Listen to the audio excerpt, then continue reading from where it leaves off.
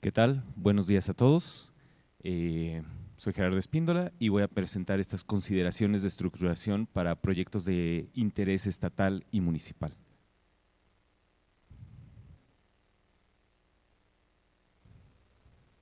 Vale. Lo primero es cuáles son las barreras que enfrentan los distintos municipios para, en general, los proyectos, implementar proyectos de infraestructura urbana. Sabemos que estos proyectos fungen un papel fundamental para promover el desarrollo de la economía local y tienen un alto impacto en la sostenibilidad de las localidades, ¿vale? Sin embargo, presentan distintas barreras, empezando porque este tipo de proyectos por lo general requieren de plazos muy largos para su implementación. Plazos que tienen que cubrir desde la planeación, la construcción, la implementación, la operación, y hasta entonces se ven los resultados de los proyectos.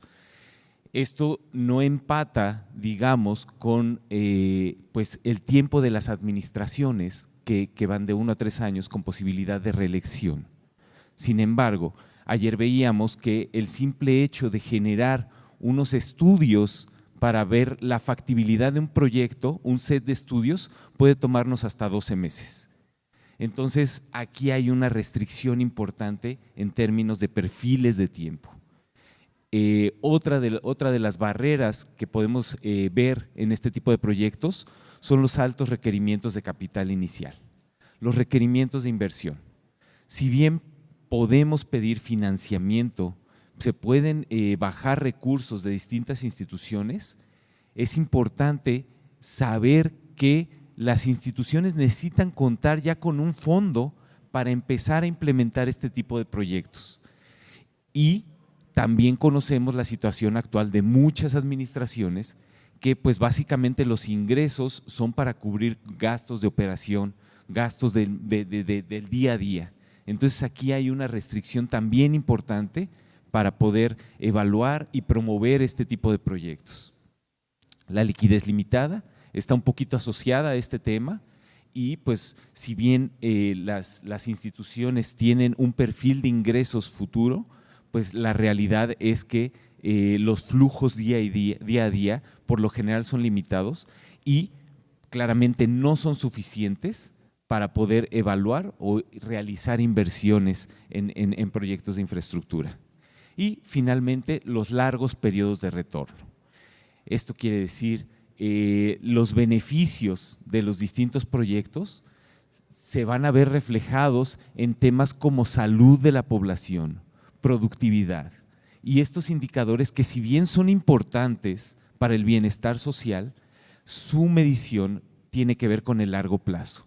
Pensemos por ejemplo, en un proyecto de educación, construir una escuela.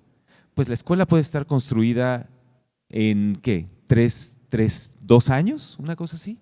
Sin embargo, el efecto que va a tener esa educación en la población se va a ver hasta dentro de una década, fácilmente. Entonces, pues es complicado que las administraciones puedan acceder a implementar este tipo de proyectos, dado el perfil que tienen tanto del proyecto como de la administración. Existen otras barreras, como por ejemplo la información de desempeño financiero y riesgo de los distintos proyectos, por lo general no está disponible al público, no es abierta. ¿Por qué? Porque muchas veces los proyectos son muy específicos y hay parte de la información que no es generalizable o que no se puede extrapolar a todos los proyectos.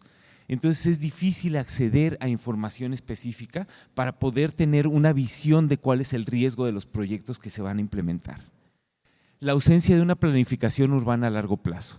Esto tiene que ver nuevamente con los periodos de administración. Una administración de 3 años no puede.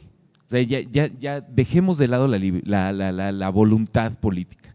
Es imposible embaucar a la administración que sigue con un proyecto que estamos diseñando desde ahora. Tiene que haber mecanismos para que exista la continuidad y pueda existir esta planificación a largo plazo. Otra es la incertidumbre relacionada con las políticas regulatorias. Esto lo vivimos todos los días. Hay situaciones en las que la política regulatoria es cambiante. Hay coyunturas en las que pues, se dan estos cambios y claramente estos cambios afectan las administraciones estatales y municipales. Y pues tenemos que ser capaces de poder planear aún considerando este tipo de riesgos. Sin embargo, son riesgos muy altos, muy costosos, que el sistema financiero pues claramente pues cobra, digamos, en las tasas de interés que se pueden ver reflejadas para la financiación de estos proyectos. La otra es que los beneficiarios de la infraestructura, por lo general, tienen una capacidad limitada para pagar los servicios que se están proveyendo con los proyectos de infraestructura.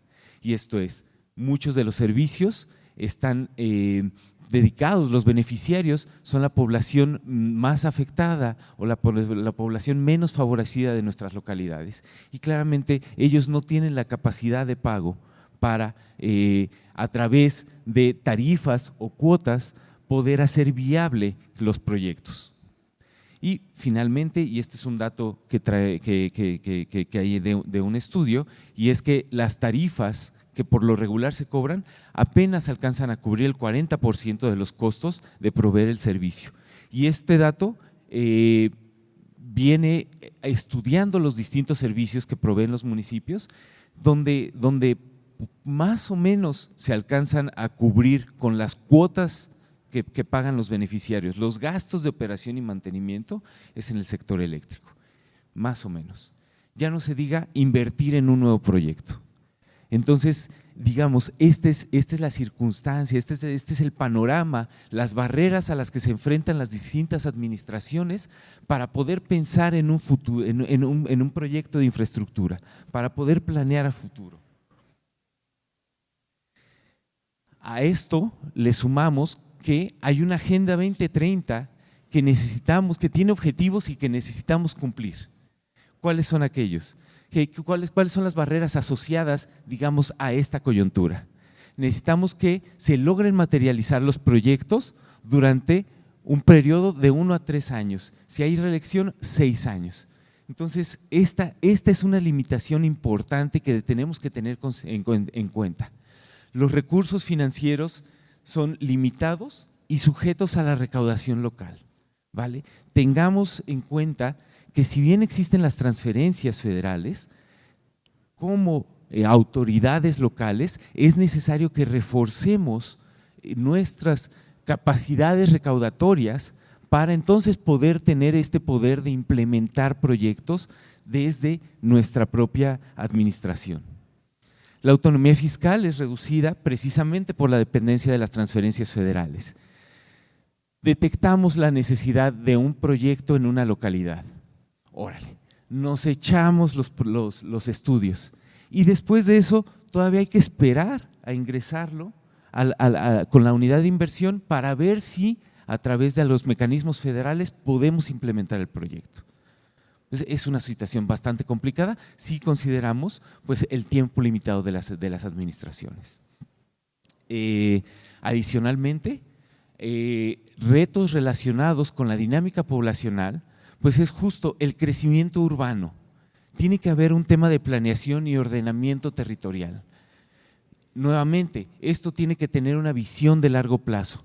¿Cómo hacemos un ordenamiento territorial, una planeación territorial si nuestra administración dura 3 años? Es complicadísimo prever la dinámica económica que va a tener nuestra población si únicamente nos enfocamos en nuestro periodo, ¿vale? Y finalmente, los efectos climáticos.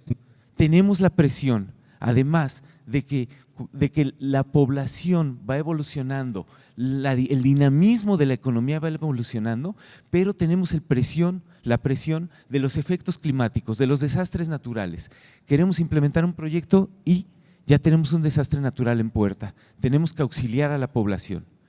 Entonces nos encontramos entre la espada y la pared, ¿le ayuda a la población ahora o guardo el dinero para implementar un proyecto a futuro?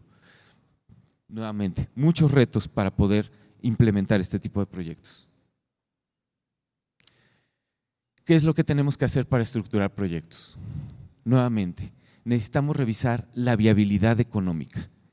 Y la viabilidad económica tiene en cuenta, considera no solo los costos de inversión y de operación y mantenimiento, sino los costos asociados a las externalidades negativas que se generan por no implementar los proyectos.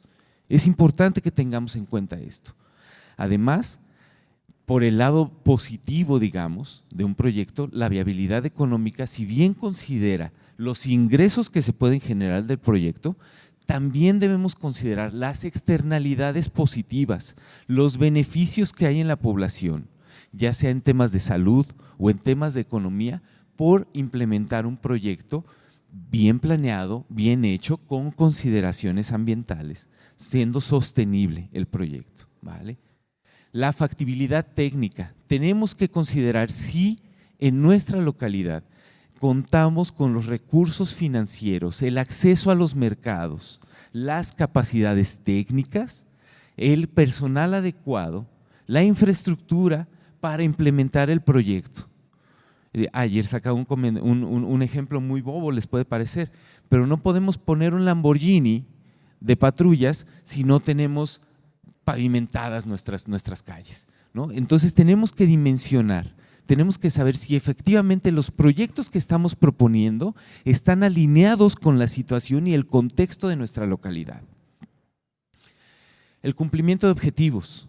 Cuando propongamos un proyecto necesitamos saber si está alineado a los objetivos, de políticas públicas federales, de políticas públicas estatales, pero además de los compromisos y acuerdos internacionales en materia de cambio climático.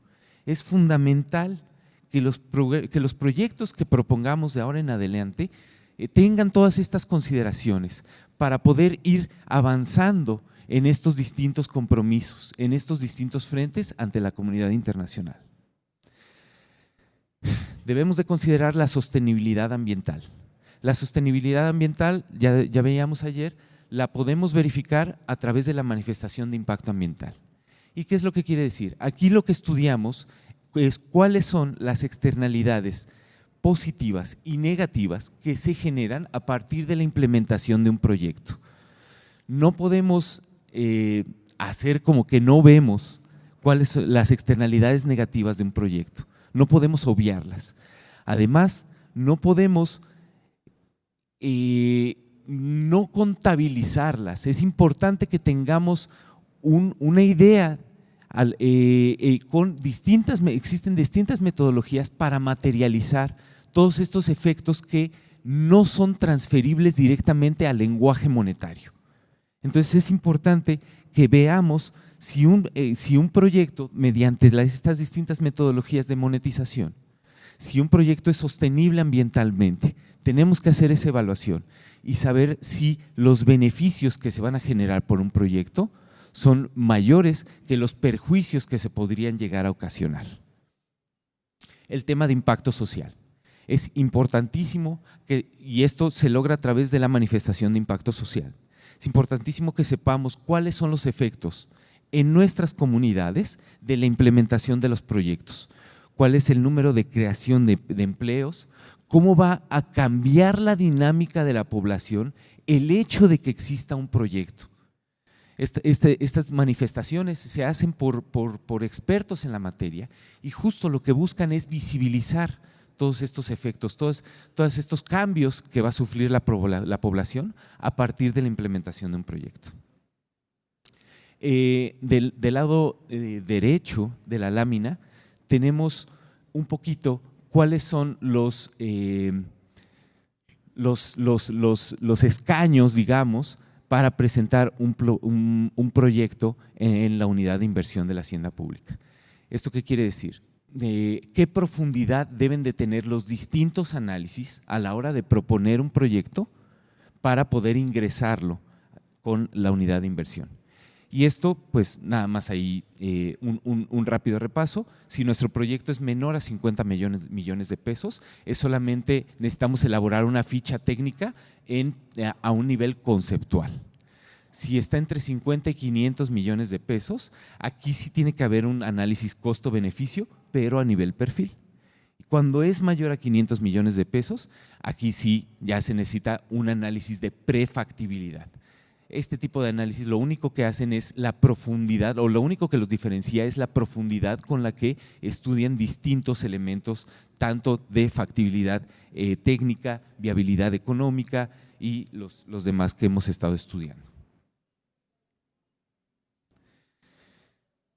Pues bueno, una vez que hemos estudiado, hemos presentado nuestro proyecto, es necesario que conozcamos cuáles son las distintas fuentes de financiamiento a las que podemos acudir como municipios. La primera y la más importante es el presupuesto de egresos de la Federación, claramente. Está el presupuesto estatal, el presupuesto municipal, pero también el Fondo de Aportaciones para la Infraestructura Social y Municipal, que este es un fondo que básicamente se dedica a financiar proyectos de infraestructura, pero que benefician a la población más pobre de las localidades. Es importante que tengamos en cuenta esto. Es infraestructura para beneficiar a la población más pobre. El Fondo de Fortalecimiento Municipal, que aquí también es un fondo para financiar infraestructura y tiene una peculiaridad que el 20% tiene que estar asociado a temas de seguridad. El FONADIN, que es una de las principales fuentes de financiamiento, y aquí están todos los temas de infraestructura que se pueden financiar. Se pueden financiar carreteras, obras de tratamiento de agua, de transporte de agua potable, en fin, todas las obras de infraestructura pueden ir por el FONADIN. La banca de desarrollo, que pues tenemos ahí a Banobras como uno de los grandes jugadores. La banca comercial también es una fuente de financiamiento.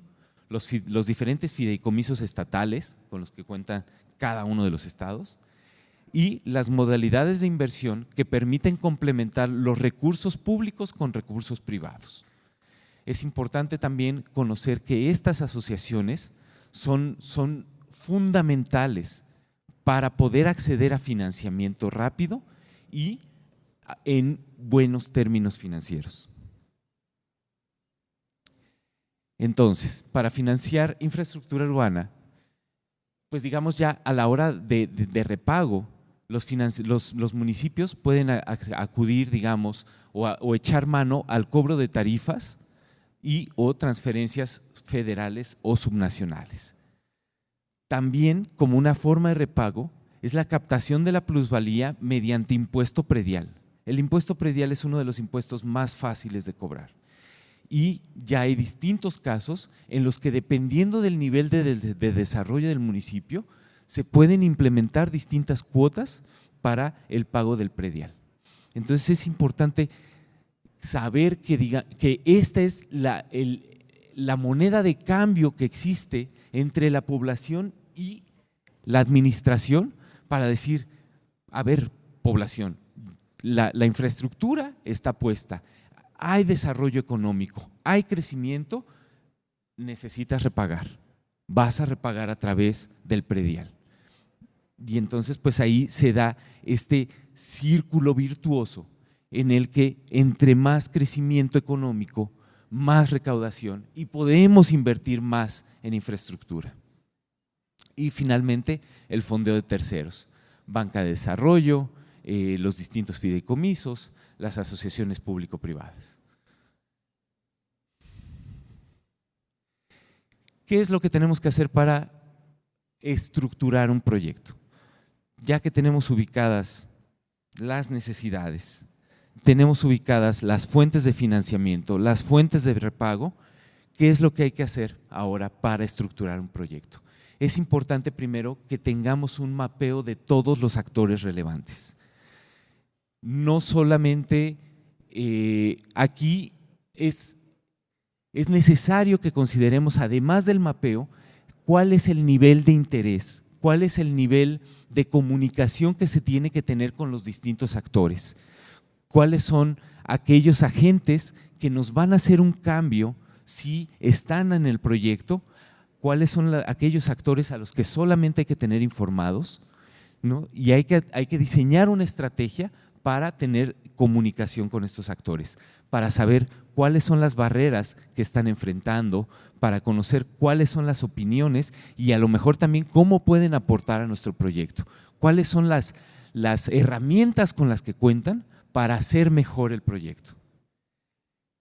Además, con el mapeo de actores, ya que los tenemos a todos, tenemos claros quiénes son, a partir de eso se hace el mapeo de barreras. ¿Cuáles son las dificultades que enfrenta cada uno de estos actores y por los cuales es relevante la implementación del proyecto? Conocer por qué hasta el día de hoy, si es tan importante y es tan necesario el proyecto, ¿por qué no se ha implementado? ¿Cuáles son las partes que nos han limitado en la implementación del proyecto?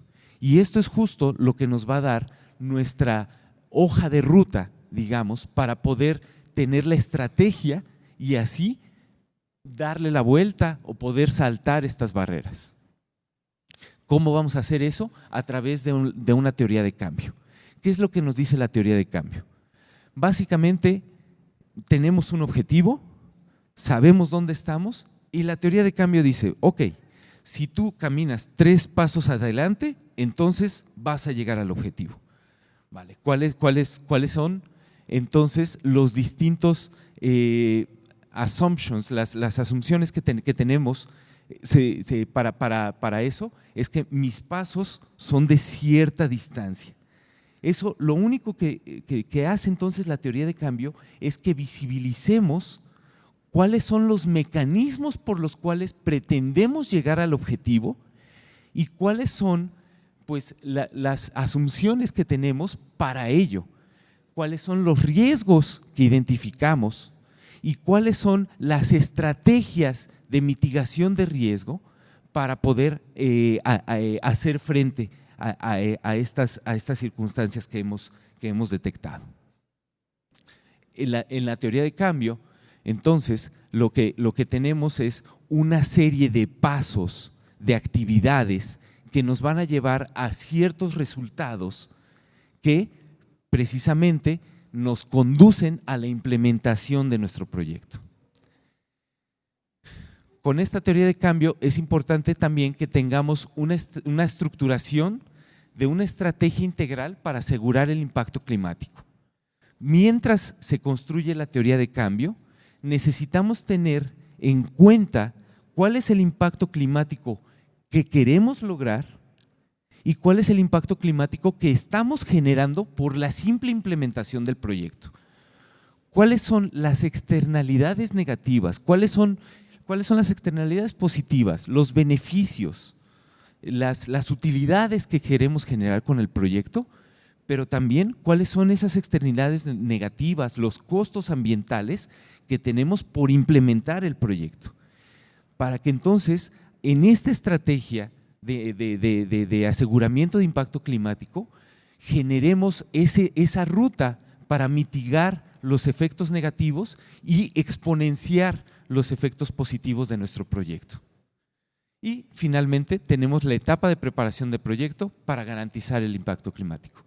Que aquí lo único que hacemos pues es ya juntar, digamos, todos los elementos que hemos estado analizando, estos 4 elementos anteriores que precisamente nos van a dar una hoja de ruta, un calendario, un presupuesto. Ya vamos a tener mucho más claras cuáles van a ser aquellas actividades que nos llevan efectivamente a tener un cambio. Ahora les voy a presentar un poquito, les voy a platicar de una estructuración que estamos haciendo con un banco de desarrollo para bajar recursos del Green Climate Fund. Empezamos buscando mejorar la gestión del recurso hídrico en el sector agrícola. Para ello le pedimos unos recursos al Fondo Verde para el Clima y el Fondo Verde nos dijo, ok, ¿cómo vas a asegurarme que las inversiones que vas a financiar van a tener un impacto positivo en la disponibilidad de agua de las distintas cuencas? Y nos quedamos en negro, porque ¿cómo lo aseguras? Una tecnificación de riego, por ejemplo, puede ser positiva. Sin embargo, si esa tecnificación de riego se da en una serie de parcelas que no estaban siendo utilizadas, entonces lo que se está haciendo es presionar más el recurso. No se está teniendo ese impacto positivo en la disponibilidad del agua. Y claramente el Green Climate Fund dice, pues yo no puedo financiar eso, maestro. Entonces, otra vez, aquí está el dinero, ¿cómo me aseguras que las inversiones que vas a financiar van a tener un impacto positivo? Nos regresamos al escritorio, pensamos y ahorita estamos construyendo una metodología que precisamente nos permita priorizar los proyectos de inversión, pero basados, por un lado, en el efecto que van a tener en la disponibilidad de agua en la cuenca. Y para ello, ¿qué necesitamos? Indicadores claros que nos digan, esta es la disponibilidad de agua en la cuenca. De esta forma se va a ver afectada si tú implementas este proyecto, ya sea de forma positiva o negativa. Eso es por un lado. Pero luego, por el otro, lo que nosotros estamos estructurando es solamente una herramienta financiera. Necesitamos de la voluntad de los agricultores, del sector agrícola, para invertir. Entonces, ¿cómo hacemos? Ya tengo el catálogo de inversiones, ya tengo los lugares, pero ahora ¿cómo hago una campaña nacional para implementar el proyecto? No es eficiente. ¿Qué es lo que hacemos? La metodología observa también un componente de capacidades locales. ¿Qué tan preparado está el sector agrícola para acceder a este tipo de financiamiento? Si ya han accedido antes, si son parte del sistema financiero de entrada, si ya han accedido a créditos, si tienen experiencia, si cuentan con las herramientas, con las garantías para acceder a los distintos financiamientos. Y entonces ese es otro componente del índice de priorización. Esto nos va a permitir entonces, por un lado, considerar aquellas cuencas en las que hay una mayor presión en el recurso hídrico, se enlistan, y luego por el otro lado tienes las cuencas donde el sector agrícola está preparado para invertir. Se hace un índice, unificas los dos componentes y entonces ya tienes un pipeline para el país en donde puedes atender primero de forma prioritaria aquellas cuencas que tienen la presión hídrica altísima y que los pobladores cuentan con las capacidades para contratar financiamiento. ¿Eso qué quiere decir? Resultados en el corto plazo. Resultados que nos van a permitir ver efectos en la disponibilidad de agua en las distintas cuencas de forma inmediata. ¿Para qué?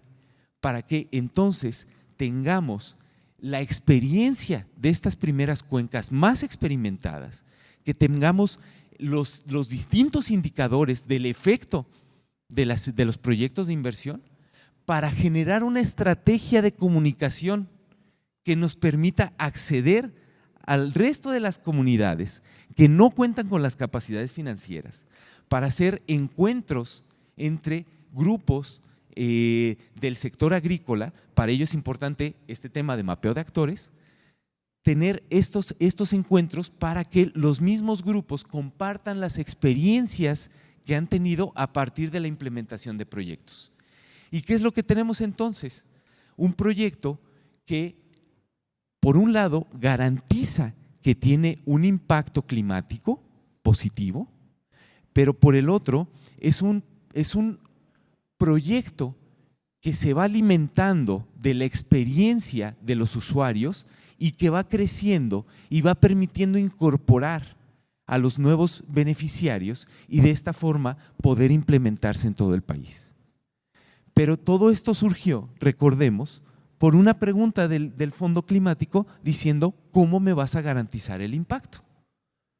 Entonces es importante, esto lo traigo a colación porque es importante que tengamos en cuenta cómo van a impactar nuestros proyectos, cuál va a ser el efecto que van a tener en la población y cómo vamos a manejar ese efecto. Además, es importante también que consideremos que nuestros proyectos son proyectos vivos. Es importante que el proyecto esté aprendiendo y escuchando las necesidades de la comunidad para poder adaptarse. Entonces, en la estructuración de proyectos es necesario que incluyamos estos mecanismos de aprendizaje y retroalimentación para que entonces los proyectos continúen siendo vigentes, que tengan periodos de evaluación con indicadores muy claros en los que nos diga tu proyecto sigue vigente o inclusive tu proyecto se está quedando obsoleto y saber por dónde viene esa obsolencia, poder atacarla, saber si necesito un upgrade, saber si necesito un proyecto nuevo y de esta forma poder tener una visión de planeación de largo plazo. Muchas gracias.